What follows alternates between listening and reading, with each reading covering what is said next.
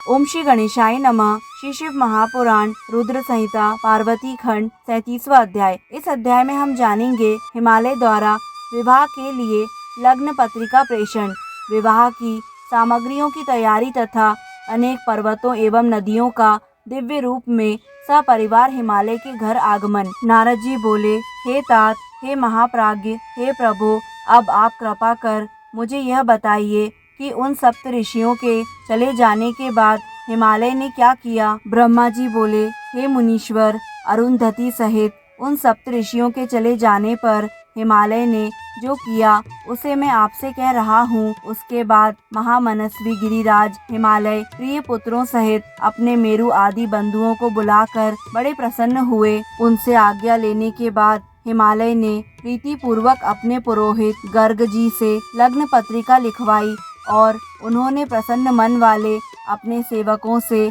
अनेक प्रकार की सामग्रियों तथा उस लग्न पत्रिका को बड़े प्रेम से शिव जी के पास भिजवाया। उन लोगों ने कैलाश पर शिव जी के समीप जाकर उनको तिलक लगाकर वह पत्रिका उन्हें प्रदान की। भगवान सदाशिव ने उन लोगों का विशेष रूप से यथोचित सम्मान किया और प्रसन्नता पूर्वक वे सभी लोग हिमालय के पास लौट आए। हिमालय भी शिव जी के द्वारा विशेष रूप से सम्मानित हुए। हर्षित लोगों को देखकर मन ही मन अत्यंत प्रसन्न हो गए।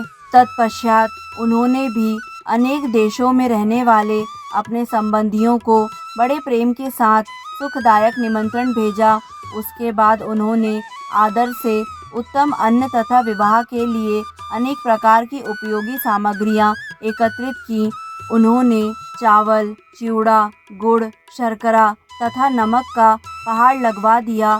दूध, घी, दही की वापी बनवाकर उन्होंने जौ आदि का आटा, लड्डू, पूड़ी, स्वस्तिक, शर्करा का प्रभूत संग्रह करवाया और अमृत के समान स्वादिष्ट इक्षु रस की वापी बनवा दी तथा मक्खन, आसवों का समूह एवं महास्वादिष्ट पकवानों एवं रसों का ढेर लगवा दिया। शिव जी के गणों तथा देवताओं के लिए हितकारक अनेक प्रकार के व्यंजन, वस्तुएं तथा अग्नि से पवित्र किए गए अनेक प्रकार के बहुमूल्य वस्त्र, नाना प्रकार की मणियां, रत्न, स्वर्ण तथा चांदी, इन द्रव्यों को तथा अन्य वस्तुओं को विधि पूर्वक एकत्रित करके गिरिराज ने मंगलदायक दिन में मंगलाचार प्रारंभ किया। पर्वतों की स्त्रियां पार्वती का संस्कार करने लगीं। वे स्वयं अनेक प्रकार के आभूषणों से सुसज्जित होकर प्रसन्नता पूर्वक मंगलाचार करने लगीं। नगर में रहने वाली द्विज स्त्रियां भी प्रसन्न होकर उत्सव तथा मंगलाचार के साथ अनेक प्रकार के लोकाचार करने लगी। हिमालय भी प्रसन्न चित्त होकर प्रेम के साथ समस्त मंगलाचार कर बंधु वर्गों के आने की प्रतीक्षा करने लगे। इसी बीच निमंत्रित उनके सभी बांधव अपनी स्त्रियों, पुत्रों तथा सेवकों सहित प्रसन्नता पूर्वक वहां आ गए। हे देवर्षि, अब उन पर्वतों का आगमन आदर पूर्वक सुनिए। मैं शिव जी की प्रीति बढ़ाने के लिए संक्षेप से इसका वर्णन कर रहा हूँ। सबसे पहले सर्वश्रेष्ठ तथा श्रीमान देवालय नामक पर्वत सुंदर वेश से अलंकृत होकर दिव्य रूप धारण कर अनेक प्रकार के रत्नों से दैदीप्यमान अपने समाज तथा कुटुंब के साथ अनेक मणियों तथा बहुमूल्य रत्नों को लेकर हिमालय के यहाँ पहुँचे। संपूर्ण शोभा से संयुक्त मंदराचल अनेक प्रकार के उत्तम उपहारों को लेकर अपनी स्त्री तथा पुत्रों सहित हिमालय के पास गए। उदार बुद्धि वाले तथा दिव्यात्मा अस्ताचल पर्वत भी महान शोभा से युक्त हो विविध प्रकार की भेंट सामग्री लेकर प्रसन्नता पूर्वक हिमालय के निकट आए। उसी प्रकार हर्षोल्लास से समन्वित उदयाचल भी सभी प्रकार के उत्तम रत्न तथा मणियों को लेकर अति उत्तम परिवार के साथ आए। मलयाचल भी आदर पूर्वक अत्यंत दिव्य रचना से युक्त हो बहुत सी सेना तथा परिवार सहित हिमालय के यहाँ आए।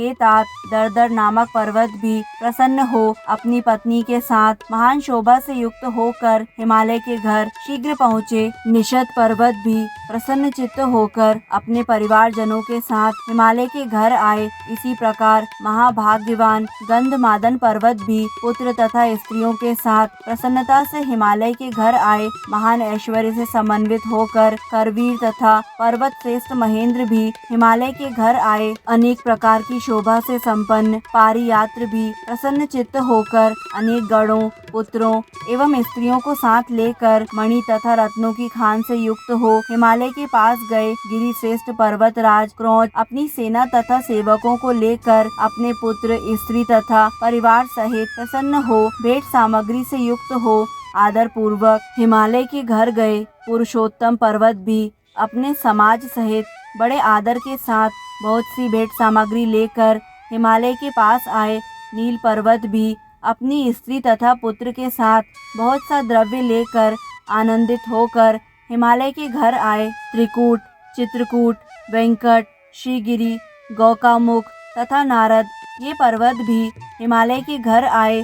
पर्वत श्रेष्ठ विंध्य भी अत्यंत प्रसन्न चित्त होकर अपने स्त्री पुत्रों सहित नाना प्रकार की संपत्ति से युक्त हो हिमालय के घर आए। महाशैल कालंजर अपने अनेक गणों के साथ प्रसन्नता पूर्वक हिमालय के घर आए। कैलाश नामक महापर्वत भी बड़ी प्रसन्नता के साथ कृपा पूर्वक हिमालय के घर आए।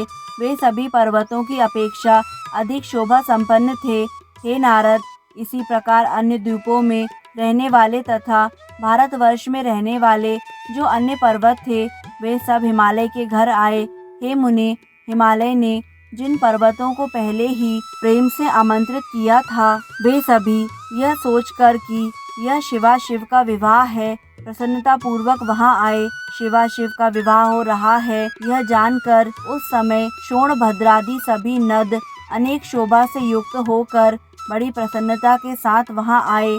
शिवाशिव का विवाह हो रहा है यह जानकर सभी नदियां दिव्य रूप धारण करके नाना भांति के अलंकारों से युक्त हो प्रेम पूर्वक वहां आईं। शिवाशिव का विवाह हो रहा है यह जानकर गोदावरी, यमुना, ब्रह्मस्त्री तथा वेणिका हिमालय के यहाँ आईं। शिवाशिव का विवाह हो रहा है यह जानकर गंगा जी भी महाप्रसन्न हो दिव्य रूप धारण करके अनेक प्रकार के आभूषणों से सुसज्जित हो वहां आईं। शिवाशिव का विवाह हो रहा है यह जानकर सरिताओं में श्रेष्ठ अत्यंत आनंद प्रदान करने वाली रुद्र की कन्या नर्मदा भी बड़े प्रेम से शीघ्र वहां आ गईं। उस समय हिमालय के यहाँ आए हुए उन सभी लोगों से वह दिव्य तथा सभी शोभा से युक्त पुरी भर गई। वह महोत्सव से युक्त हो गई। उसमें नाना प्रकार के केतु, ध्वज एवं तोरण सुशोभित होने लगे। नाना प्रकार के वितानों से सूर्य का प्रकाश रुक गया और वह पुरी रंग बिरंगे रत्नों की छटा से पूर्ण हो गई। हिमालय ने भी प्रभुत आदर के साथ अत्यंत प्रेम पूर्वक उन स्त्रियों तथा पुरुषों का यथोचित सम्मान किया। उन्होंने सभी लोगों को अलग अलग उत्तम स्थानों पर निवास प्रदान किया और अनेक प्रकार की सामग्रियों से उन्हें पूर्ण रूप से संतुष्ट किया। इस प्रकार श्री शिव महापुराण के अंतर्गत द्वितीय रुद्र संहिता के तृतीय पार्वती खंड में लग्न पत्र संप्रेषण, सामग्री संग्रह, शैल आगमन वर्णन नामक 37वां अध्याय पूर्ण हुआ। दोस्तों, आगे आने वाले सभी अध्यायों को निरंतर सुनने के लिए हमारे YouTube चैनल आध्यात्मिक कथाएं को लाइक करें, सब्सक्राइब करें और बेल आइकन पर प्रेस करें। धन्यवाद।